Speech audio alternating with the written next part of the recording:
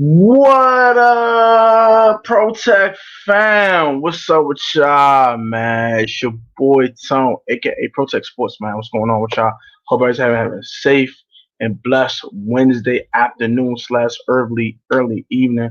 Hope everybody's having a good one. You know what I'm saying? Hope everybody's having a nice one. You know what I mean? We got some things to talk about. Washington sports, Washington football to be exact. You know what I'm saying? Some Washington football news to talk about real quick. Um, and some things that I've not talked about yet, but I will talk about today. I'll talk about Caleb Brantley and Josh Harvey Clemens opting out of the 2020 season. I'm going to talk about the Dentrell Inman signing, his career stats, what I think about him. Is he the right fit here? Should we pick up someone else? Blah, woody woo. Also talk about the running back position in this live stream. Saying who will make this roster, who won't make this roster, and why. And my top five positional battles going into the 2020 NFL season. Once I talk about those four topics in depth, I'm gonna wrap it up in a bow and go ahead and call it a day. All right, so we're gonna go ahead and do that. You know what I'm saying? What the heck?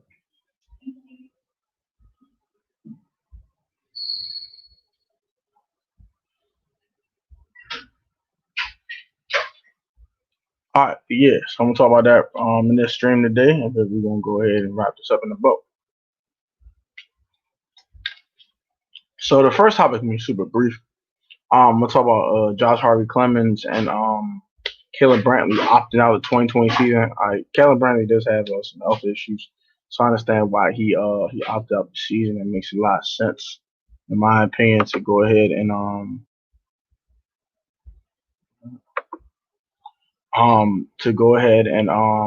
for him to opt out and think about his family and all that type of stuff. And yeah, um that's that. As for Josh Harvey Clemens, I think he did it because he knew darn well wasn't going to make this roster, and it was gonna be a waste of time for him to go through a training camp and all just to get cut. So he's like, let me go get this stipend now. Let me see how the linebacker position look next year, and let's see if I can make the roster next year. So I don't think he had any health concerns, something like that I know of, but he could have. We don't know, but I honestly think he wasn't gonna make the roster, so he just wanted to go ahead and proactively opt himself out, so he'll get some type of monetary compensation for the season, something. So, um, also, another thing, point out, since they did opt out the season, if you don't have, if you're not, uh, if you're just a regular person that doesn't have health concerns that are COVID related, you will get 150K stipend for that season. And if you do have COVID concerns, if you have like breathing problems, asthma, blah blah blah, you'll get $350,000. So Caleb Brand will get 350K, while Josh Robert Clemens get 150K. Man, that's a nice little piece of change. You know what I'm saying, to get your life together. So during 16 weeks where you sitting at home. So that is what it is. Compared to what other people are making, it's not a lot of money. But for me, $150,000 is a lot of money. 350K is a lot of money. So, hey, it's something better than nothing for them to opt out and go ahead and take care of their families and stay out of trouble, and hopefully they stay COVID free during this 17 week season. So that wraps that up real quickly. Now we're going to talk about Dontrell Edmond. All right. When they say they're going to work him out, I was like, all right, not a big fan of it. He had some okay years in the league, but not a big fan. He had that one good year in Los Angeles as a Charger. He had that 58 catch season for 810 yards, 14 yards average per catch, and he had 4 touchdowns. That's his best year in the league. I think he went undrafted in 2011, I believe. I'll double check that. He was signed with the Jacksonville Jaguars undrafted free in 2011. So technically, he started his career in 2011, but didn't really get any type of playing time until 2014. 2014, he had 12 catches for 158 yards, 13.2 yards per catch, no TDs. The next year with the Chargers, he had 35 catches, 486 yards, 14 yards per catch, and 3 TDs. And then he had the 58 for 810 and 4 touchdowns. And I think he was injured in 2017 because he only got 2 catches for 9 yards. That's it. Chicago, he had 23 catches for 334 yards and 1 touchdown, averaging 14.5 yards per catch. In 2018 with the Colts, very minuscule numbers as well. 28 catches for 304 yards, 11 yards a catch, and 3 TDs. Last year, he played 12 games, combined 12 catches for 181 yards. Average per catch is about 14.5. Actually, 15 yards a catch. Let's say 15. And no touchdowns. So, and he played two different teams. Played 4 games. He had 4 receptions for Indianapolis, and he had 8 catches with the Chargers again. So, journeyman wide receiver. I'm not a big fan of this signing. I think you got a better guy for the money you probably spend on Dontrell Inman, but I kind of get it. Because one, I really do think that they believe in the young guys. That's what it means to me. That means they believe in Steven Sims Jr., Terry McLaurin, and AGG. That's what it means to me. It means they really want to play the young guys, really want to see what they can do, see what they do in pressure situations, and they want a really good veteran wide receiver taking meaningful snaps away from them to stunt their growth. That's what it means to me, but to me, I'm still not a fan of it. I still think you got a better veteran wide receiver than Dontrell Inman. I'm just not a fan. I'm sorry. 2,000 some odd yards in your career, and you've been in the league 8 years. I'm sorry. It doesn't tickle my fancy. It doesn't thread the needle. It doesn't make me more excited. It kind of pisses me off, but it's cool. It's whatever. Don't think it's a great signing, but it's good for depth. He'll be one of those guys who can probably get you about 20, 25 catches like he's been doing the last 3 or 4 years, and probably about 350 yards. That's special. So, whatever. But he might be able to shine too because Chicago behind Allen Robinson, Taylor Gabriel, and guys like that. And then Indy, you're behind T.Y. Hilton and I think it was T.Y. Moncrief wasn't there by that point. I think Moncrief might have been there. No, 2018. No, he was gone by then. No, Moncrief. Yeah, Moncrief was in Jacksonville at that point. He was already gone. He was already gone from Indianapolis. It was T.Y. and someone else. He was Chester Rogers. Ryan Grant was there too. So yeah, he wasn't gonna get that much playing time in Indy. So, yeah. That does it for that. So yeah.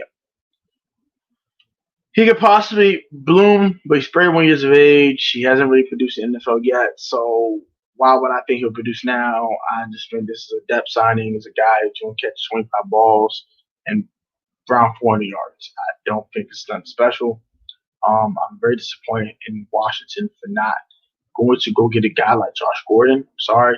I'm glad they didn't touch AB. I'm glad about that, but I wish they touched Josh Gordon. I would take Ryan Grant if I took this. I'm sorry. I'll take Ryan Grant if I took this. I'm just not that. Sorry. It's not that. I would have traded for Curtis Samuel for doing it and before doing this. I'm sorry. Not that. But it's whatever. It's cool. Now I'm going to get to the meat and potatoes of the live stream. I'm waiting for people to hop on in, but no one hops in. I can just watch it on the playback. Also, if you've not watched that video yet, the Redskins Roundtable Part 2 with me at Oliver and Burgundy and Gold Fan all day. Please watch that. Also, watch the recent collab I did with Street Scores. If you've not watched that, please watch that as well. And let's get the running back position real quick. I'm going to get out of here. All right. So, look, this is my thing about the running back position. You got Adrian Peterson, Antonio Gibson, Darius Geis, Bryce Love, J.D. McKissick. Got, got five backs, right? You're not keeping five backs. Let's go and get started with that. Once we get to the pros and cons of each back, and then I will give you my guys that I think will make the roster. Let's start at the bottom of the totem pole, which is J.D. McKissick. Pros, runs really good routes as a wide receiver and a running back out the backfield. Really good hands. He's former wide receiver, so he has wide receivers have hands. And he's really quick in space. He's really good in space. Cons, not a full-time running back. So can't really use him on 3 downs. Kind of a smaller type of back. Yeah, he's shifty and small, but kind of like Chris Thompson, just can't be a 3-down back. First and second down, you have total rock here and there, but not too much. Next, Bryce Love. Cons, can really run the ball really well. Really good first and second down. Can provide some third down value to you. Can catch the football. Cons, not as good as a route runner as J.D. McKissick. He doesn't have the hands that J.D. McKissick has, in my opinion. I didn't see him catch the ball much at Stanford. And on top of that, I see J.D. McKissick catch a lot of passes in the league. And some tough passes, too, like some wide receiver type catches. So that's my con with Bryce Love. And health. Can Bryce Love stay healthy? Number 3, Darius Geis. Pros. When on the field, really productive. Catching the football and running the football. Very productive back when healthy. Really good acceleration, really good burst. Violent runner. I love that. I love violent runners. Like I love the guy who break the tackles and stiff arm people and get that. I like that. Cons. Health. Number 1. Gotta stay healthy. Number 2. My thing with Darius is that it's pretty much health, honestly. And he could be a little bit better catching the ball out the backfield. But he's decent at it. See him catch some good passes around the backfield. Caught the screen for a touchdown. Caught a nice little pass against Green Bay before he got hurt. We caught a nice ball against Detroit, I think, as well. So he's had some nice catches too. So it's not as versatile as McKissick is, though. Antonio Gibson, pros, can score from anywhere. Anywhere. I don't care where it is. He can score from anywhere. He can score a touchdown from anywhere on the field. Anywhere. Slot, running back, wide receiver, don't care. Or out wide, I don't care. He can score anywhere. So, number 1. Number 2, special teams value. You can return punts and kicks for you and actually be really good at it and get you special team touchdowns. Number 3, just a super explosive athlete. He's just super explosive. He gets the ball in his hands, it's pretty much over with. Cons, cannot find a niche, a true niche. Very versatile guy, but can't find a home. Is he truly a running back? Is he truly a wide receiver? Is he a gadget guy? What is Antonio Gibson? So that's my number 1 thing. That's my number 1 con about Antonio Gibson. That's the man makes him special too, so that's what it is. And then Adrian Peterson. Ageless wonder. One can run hard still has acceleration, still has all the tools that AD has possessed. Cons has lost a couple of steps. And he's older. When will 5-time catcher to Adrian Peterson? All right, so look, here's what I got ranking the roster and why, and I'm going to get the heck up out of here. Number 1 is Adrian Peterson. No particular order who's going to start, blah, blah, blah, blah. I will do that at the end of this analysis. Number 1 will be Adrian Peterson. Number 2 will be Darius Geis. Number 3 it will be Antonio Gibson. I think those 3 guys are locks to make this roster. So now you have J.D. McKissick and Bryce Love and Peyton Barber, if that's on Peyton Barber, fighting for 1 roster spot. You can stash Bryce Love. Actually, I don't think you stash Bryce Love, honestly. I do like J.D. McKissick. I do like Peyton Barber, but Peyton Barber isn't really an explosive runner. So I will cut Peyton Barber out of that, and I'll leave it between McKissick and Love. McKissick is another mirror of Antonio Gibson, so I don't see why you would keep McKissick. I would keep Bryce Love, just off the fact that I think he's a better running back in general. Um, I think that you can teach Bryce Love how to run routes and all that stuff and create separation as a receiver. And he could be that. He could be a little more versatile than JD if he can catch the ball because he can run out the backfield. So on first and second down, you put Bryce Love in. You know, you're throwing the ball or running the ball. So, and same with Antonio Gibson. But for J. McKissick, you kind of know you're throwing the ball. He's more of a catching back. So, I would pick Bryce Love, Adrian Peterson, your boy Antonio Gibson, and Darius Guys. Those are the guys I'm picking. Comment your thoughts on that. Who you're picking as your running backs on the roster, but those are the guys I'm picking and why. I would have Adrian Peterson start the season. Darius Guys being the backup ball carrier.